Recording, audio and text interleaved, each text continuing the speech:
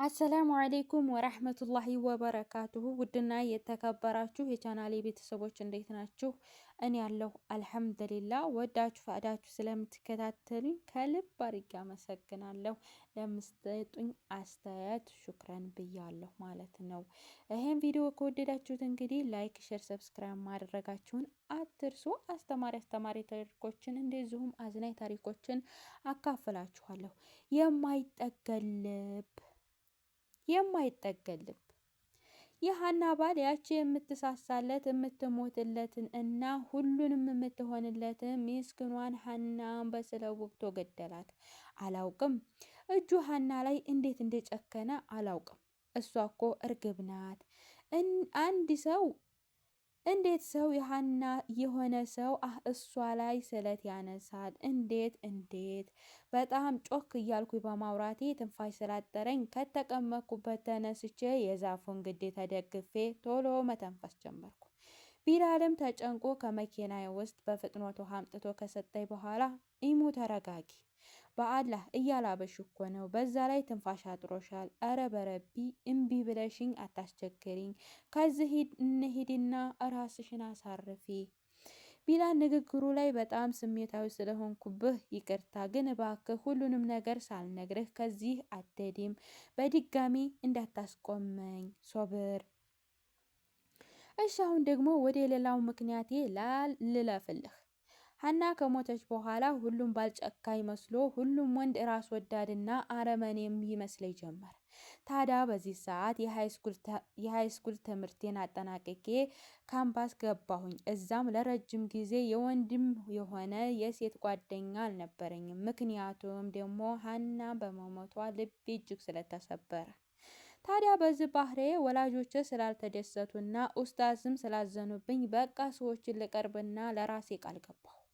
ቀስ በቀስ የድሮዋ ኢማን ተላበስኳት። ሰዎቹ የመቅረብና የማመን ችግር አለብኝ። አንዳንድ መልካም ወንዶች እንዳሉም ለራሴ አሳመንኩት። ይህ እምነት ግን ሌላኛው ስብራቴን በር ከመክፈት ውጭ ጥቅም አልነበረውም። ትምህርቴን እየተከታተልኩ በነበርኩበት 3ኛ ዓመት ላይ በተረገመ ቀን አንድ ሰው ተዋወቅ።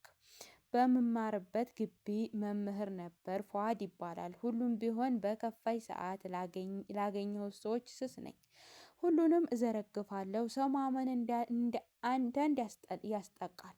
ምናልባት ወንድም ማመን በሚል ላስተካክለው እችላለሁ። ስለ ሀና ለአንተ ከነገርኩ በተሻለ ነገርኩት። ችግሬን የተረዳኝ መሰለኝ። የወንዶች መልካምነት ካሳየሁሽ ብሎ ድርቅ የወንዶች መልካምነትን ካላሳየሁሽ ብሎ ደረቀ። ተስማማሁ። ፉአድ አስተማሪም ብቻ ሳይሆን ዳኛም ስለ ሃይማኖት የሚያውቅ ነበር።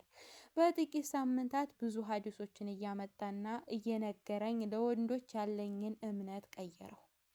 ስለ ሃይማኖቴ ብዙ አስተማረኝ። በስተመጨረሻም እንዳገባው ጠየቀኝ። እኔም ቢሆን ለዚና ዝሙት የተከፈተ ልብ ስላልነበረኝ እኔን ሊያገኝ የሚችልበት ብቸኛው መንገድ ኒካህ ነው። በዛ ላይ ሃይማኖተኛ አውቃለሁ ከሚል ሰው የሚጠበቀው ይሄው ነው። ስብከቱ ሁሉ ስለ መልካም ባል የማይጠገብ ተረት ነበር። በዛ ሰዓት ከሱ የተሻለ ሰው እንደማላገኝ ስላሰብኩና ቁስሌን እያከመ ያዳነኝ ስለነበረ በሀሳብ ተስማማሁ። ስለ እሱ የማውቀው ምንም አይነት ነገር የለም። ብቻ ግን ተስማማሁ።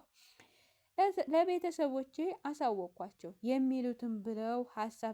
የሚሉትን ብለው ሀሳብ ተቀበሉ። ዳኛ ነው ተብሎ ማንም ቢላል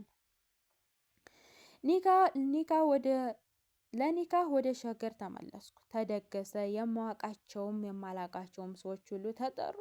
ያው በአጋጣሚ የተዋወቅኳቸው ሰፈርተኞችና አንባቢዎች የሚያውቋቸው የሩቅ ዘመዶች በቃ የሰው አሽቃባጭ እስኪገርመኝ ድረስ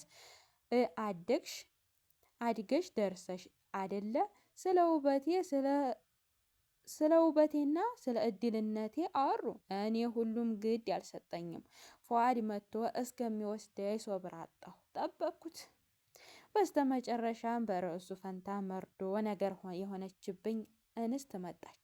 ሚስቱ ነበረች። ዳኛው ኢልሞች ሁሉ የሚቀኑበት እስከሚመስለኝ ድረስ የሚያስደምመኝ ፉአድ በሚስቱ ላይ ሚስት አድርጎ ሊደርበኝ ነበር የፈለገው። አንተን ያመንኩህ ሚስትህን ሰው ፊት ስታስደንቃት የማይሰለች ምርጥ ባል ስለመሰልከኝ ነው። ግን ያው ደግሞ ገልጸህም ላይ ውሸት ሊኖር ይችላል። ያው ብዙ ጊዜ ስላላስከፋሁህ አንዴ መኩሼ ያያዛል።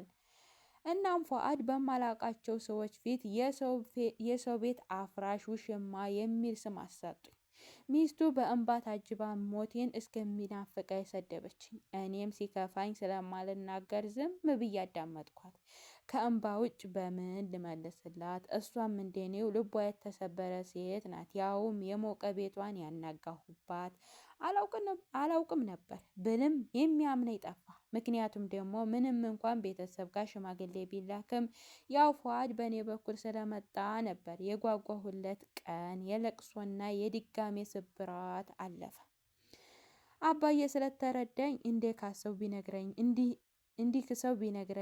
እንዲከሰው ቢነግረኝም ለመክሰስ አልፈለኩም። ፍርድ ለአላህ ተውኩት። ከዚህ ወቀሳና ክህደት የባሰው ግን የሰው ንግግር ነበር። አይ ሰው ገራሚ ፍጡር! እንዲህ ስመጻደቅ እኔ ራሱ ሰው ያልሆንኩኝ አስመሰሎብኛል። መላድ በወቅቱ እኮ ምንም ሳያውቁ የሚያወሩት ትዝ ብሎኝ ነው።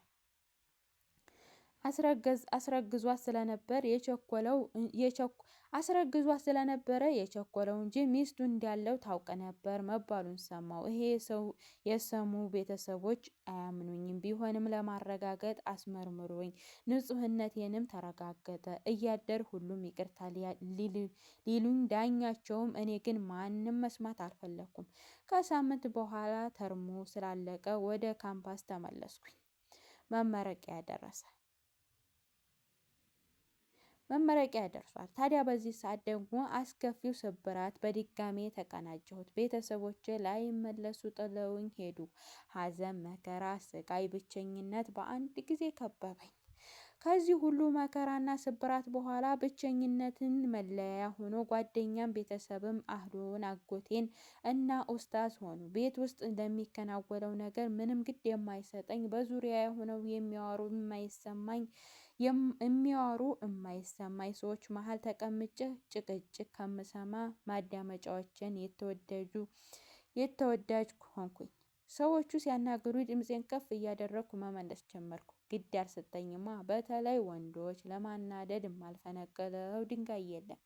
ወንዶች አንድ ህይወት አጋር ሴትን ከመጨቆን ያለፈ ምንም እንደማይፈይዱ ደመደምኩኝ። መልካም ወንዶች እንዳሉ አልጠፋኝም። ባባ አጎቴና ኡስታዝ ወንዶች እንደሆኑም አውቃለሁ። ግን ለእንደኔ አይነቱ እድለቢስ የተፈጠሩ መልካም የህይወት አጋር የለም።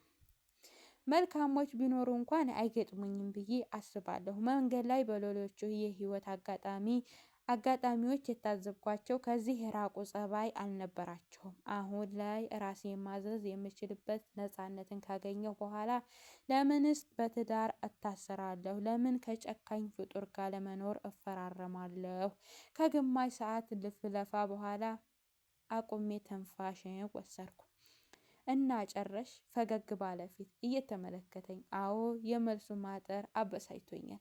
የሚገርመው ነገር ይሄን ሁሉ ምክንያት በቂ አይደለም። ምን ተናደርኩኝ።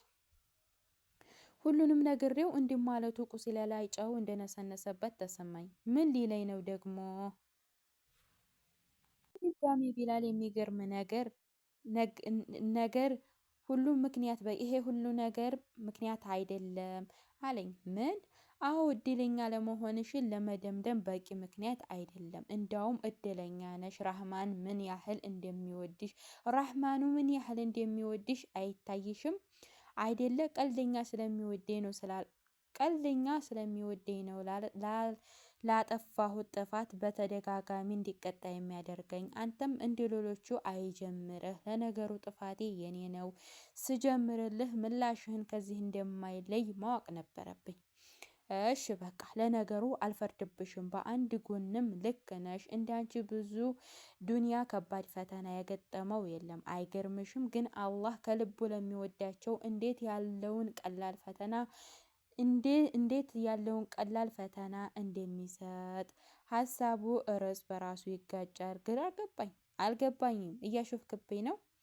እንዴ ለምን አሾፋለሁ? እስኪ አንብቢው ካልካችሁኝ መልእክተኞች መካከል በጣም የሚወዳቸው አብርሃም እንውሰደው። እንደሚወዳቸው እንደማትከራከረኝ እርግጠኛ ነኝ። ለዛም ሲል ግን ቀላልን ፈተና ነበር የምሰጣቸው።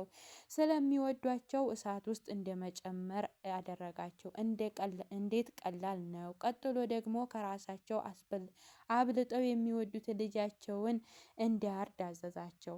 አሁን ይሄ ምን አይነት ፈተና ነው? በአላህ እጅግ ቀላል እኮ ነው። ሁሉም ሊያደርገው የሚችለው ቀላል ነገር አይደለም። አንቺ እኮ ከዚህ በበለጠ ከባድ ፈተናዎች ነው የተፈተንሽው።